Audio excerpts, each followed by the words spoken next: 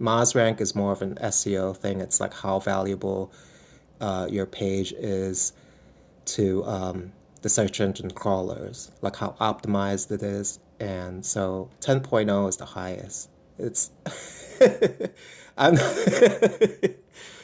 Hey John, how you doing? So, yeah, forgive the sniffing. The flu was trying to kick my ass earlier this week. But so, yeah, when you look at these authority metrics, right? They're built up over time, like DA 37. You know, she didn't start out with DA 37. You know, it's DA 1 or whatever that you start out with. And so, I want to show you a common mistake that PR people make, and it drives me up the wall because they're so, okay, I'm not going to say anything bad about agencies, but here's a mistake that they make a lot. A lot. A lot. Okay. Now, like I was saying, domain authority is built up over time, except when you're on like a platform CMS like WordPress.com. So this is given to you automatically. This reading, it's not even that this pertains to you, but this reading, you get this reading, which is a misreading of 96. So you could start a WordPress blog right now and have DA 96. Now, how is that possible? That's not building anything up. And the reason why is because this DA96 pertains to WordPress.com, has nothing to do with this particular blog. As you can see, hey Dana, as you can see, this particular blog has a page authority of 1. So that's built up over time. Obviously, this person hasn't built up their links through other people, you know, human to human. So whenever this is seen as a misreading due to it being on a platform, then you have to ignore it. But a lot of PR agencies, they'll misread it and they'll say, okay, well, this is a very popular blog because it's DA96. They're misreading it. So that's just really unprofessional. Let me go back to Bree so that you could see how Bree has built up her domain authority over time. You know, again, she did not start out as DA37. Okay. So how can you tell when to look at this as a legitimate metric and when to look at it as an automatic, hey, Kelly, as an automatic given and a misread? It's when you look at the domain. If it's not on a platform and she's not on a platform, she owns this name, she owns this domain. That's when the domain authority is a legitimate reading that you know she built it up over time. You know she did not start out as DA37. And you know that this person did not start out with DA 96 because DA means nothing because that it's on a platform. So this has nothing to do with the blog. It has to do with WordPress.com. So I mean, I hope that makes sense. Hey John, how you doing?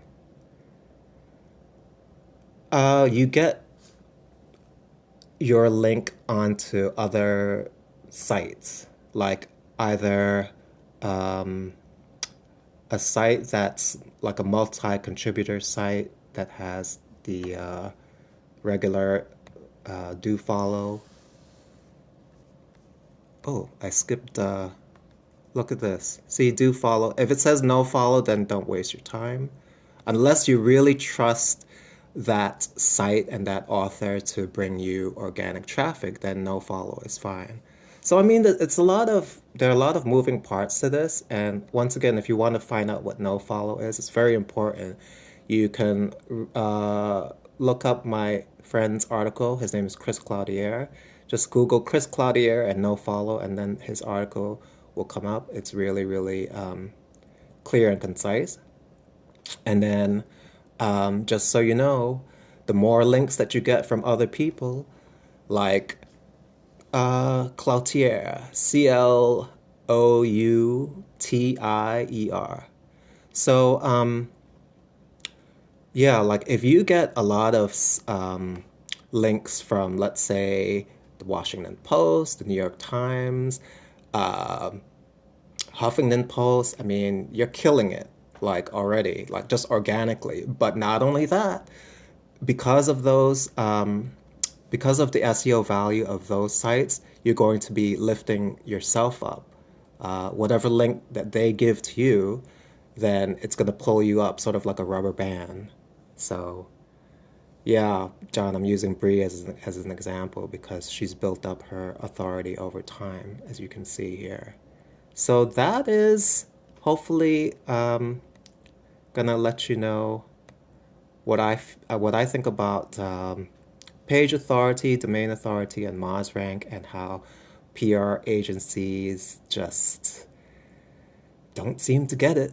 I don't know. They just misinterpret the numbers all the time because they don't know when to like ignore DA. You only ignore DA when it's a platform like WordPress.com or Examiner.com, and most don't think about it. And that's sad, Matt. That's sad because that's not professional. Domain authority, John. It's from an organization called Moz.com. It's a marketing organization based in Seattle. But Matt, the fact that they don't think about it is just it's not professional. And honestly, if I could wave a magic wand and get rid of all the agencies that don't care, that don't think it's like important, I would. So I want to say thank you for joining me in this practice. Yours is 12? Oh, I don't know. I think I looked it up once for you, and I don't remember actually.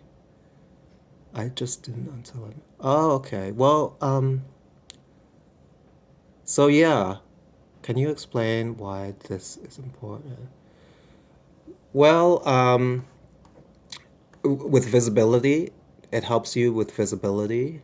Um, Ranking on page one for whatever, whatever your content is. Yay, Dana.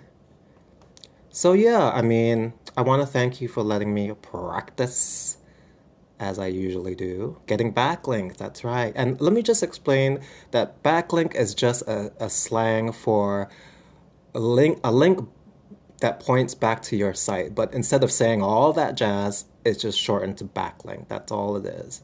So anyway, I want to say people linking to you, right? With follow, right? Oh my goodness, Dana. Either you already knew this or you are a great listener. And I, honey, you are the bomb. So I want to thank you for letting me practice as I usually do. And I'll see you around the Periscope world. Lots of hearts and kisses.